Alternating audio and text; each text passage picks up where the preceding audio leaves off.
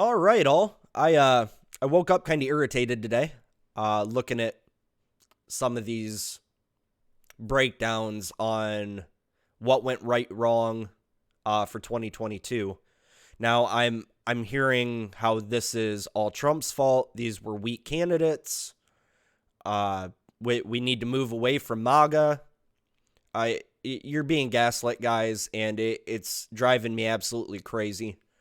So I want to break some of this down and just show how you're being lied to. So first, let's talk about how this is all Donald Trump's fault. Donald Trump's record for candidates that he chose is like 174-9. Granted, some of those picks were people from safe districts that didn't really have to worry about re-election. So I mean, that's fine, but even once you take those numbers out, Donald Trump still has an 85% successful pick record. So the fact that anyone would try to come out right now and show that, or try to say that this is a Donald Trump issue is just completely wrong. Once again, this is gaslighting. So the other thing that I want to point out is that this is a complete failure of the Republican leadership. So first, what I want to talk about is Arizona, where you have Masters versus Kelly. Now, this is the Senate race. Masters is down by a good amount. He's down by about 95,000 votes. There's 76% reported here in Arizona.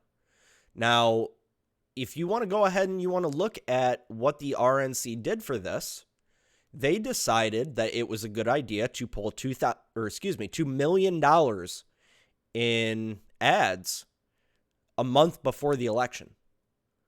Okay, well, everyone knew that this race was going to be close. Masters was going up against the incumbent in Kelly. So why did the RNC decide that it was a good idea to do this? Why did Mitch McConnell not try to get these guys funded?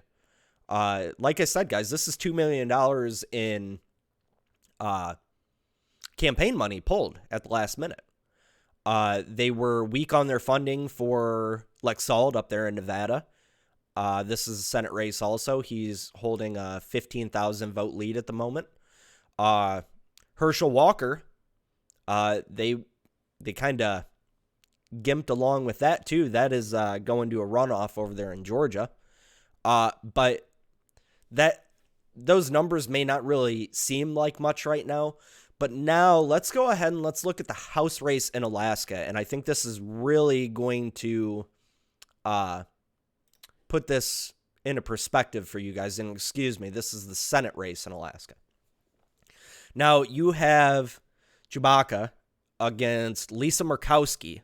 They're both Republicans, and they're both at the very top of the ticket in Alaska.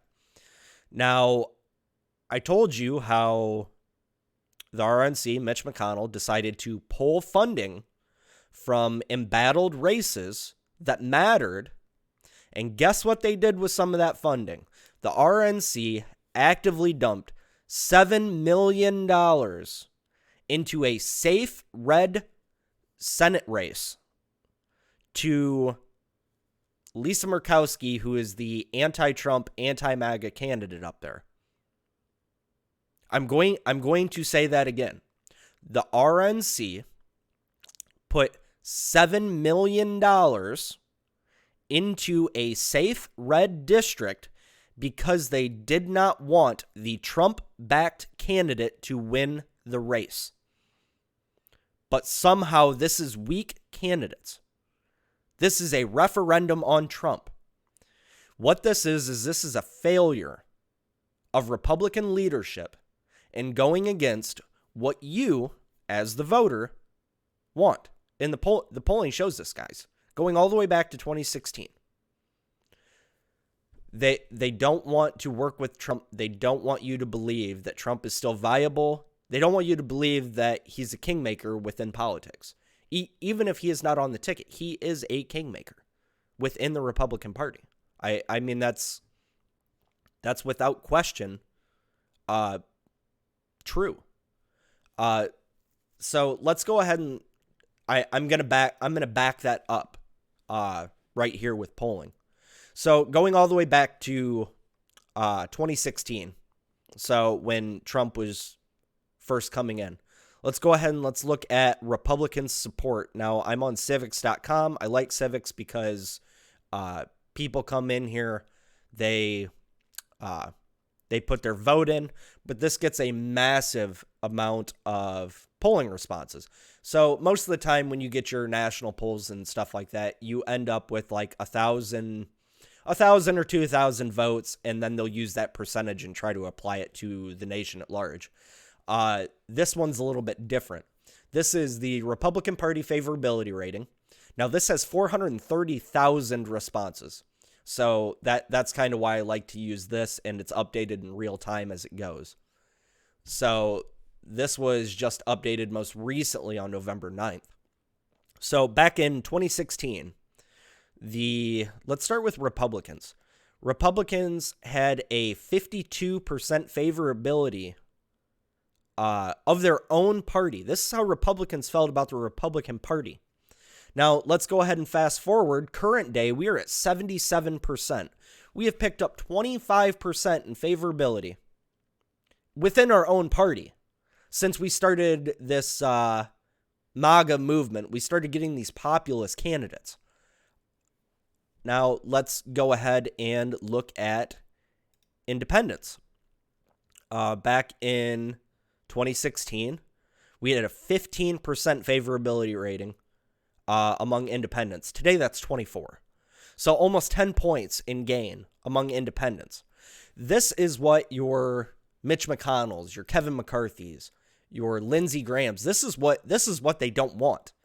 They want you to continue to elect these rhinos, these Jeb Bushes. They want to stay in power. They don't like the direction that the party is moving because it threatens their power. That's exactly what this is, guys. It has nothing to do with weak candidates. It has nothing to do with us not being able to win elections, because we have been.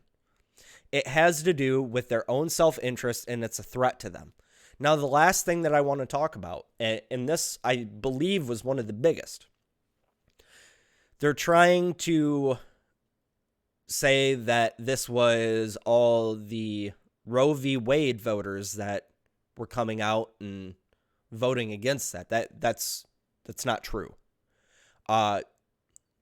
Republicans had won on Roe v. Wade. Had 100% won. We made the case at the Supreme Court, and actually that was brought to the Supreme Court by leftists, not by Republicans. And we said this should be a state issue, which it absolutely should. It shouldn't be a national issue.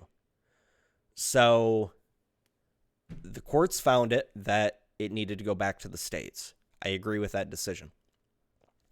And then a month before elections, when the Roe v. Wade hysteria had already calmed down, it had already been fleshed out, Lindsey Graham decides to come out on the Senate floor and introduce an abortion ban, a national abortion ban. Now, even if I agree with that personally, you just spent months making the case to voters that it's a state issue. And now you're going to go against that, and you're going to make it a national issue again. What do you think that's going to do a month or two before an election? After you've already won. You've already won on the issue, and now you are actively trying to bring that issue back up and lose. Now, this is overstretching.